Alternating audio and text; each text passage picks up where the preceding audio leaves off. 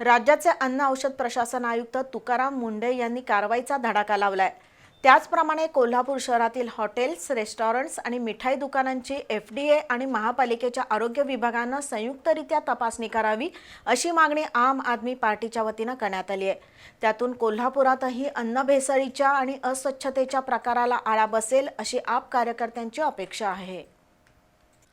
आयुक्त तुकाराम मुंढे यांनी राज्यभरातील हॉटेल, कॅन्टीनमधील अस्वच्छता, दुधासह खाद्यपदार्थांमधील भेसळ याच्या विरोधात कारवाईचा धडाका सुरू केलाय। याच अनुषंगानं गुरुवारी आम आदमी पार्टीच्या वतीनं कोल्हापूर महापालिकेच्या अधिकाऱ्यांना निवेदन देण्यात आलं। कोल्हापुरातील हॉटेल्स, रेस्टॉरंट आणि मिठाई दुकान यांची FDA आणि महापालिका आरोग्य विभागानं संयुक्तरित्या तपासणी करावी अशी मागणी करण्यात आली आहे। अनेक हॉटेल्समध्ये स्वच्छता असत नाही। सामान्य माणूस हॉटेलच्या किचनपर्यंत जाऊ शकत नाही, तर काही स्वीट मार्टमध्ये सुद्धा भेसळयुक्त पदार्थ असण्याची शक्यता नाकारता येत नाही। हॉटेलमध्ये वापरले जाणारे तेल आणि कच्चे पदार्थ यांची तपासणी करावी।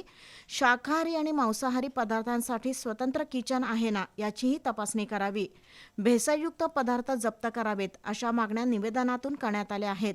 यावेळी आपचे शहराध्यक्ष उत्तम पाटील, अभिजित कांबळे, समीर लतीफ, विजय हेगडे उपस्थित होते।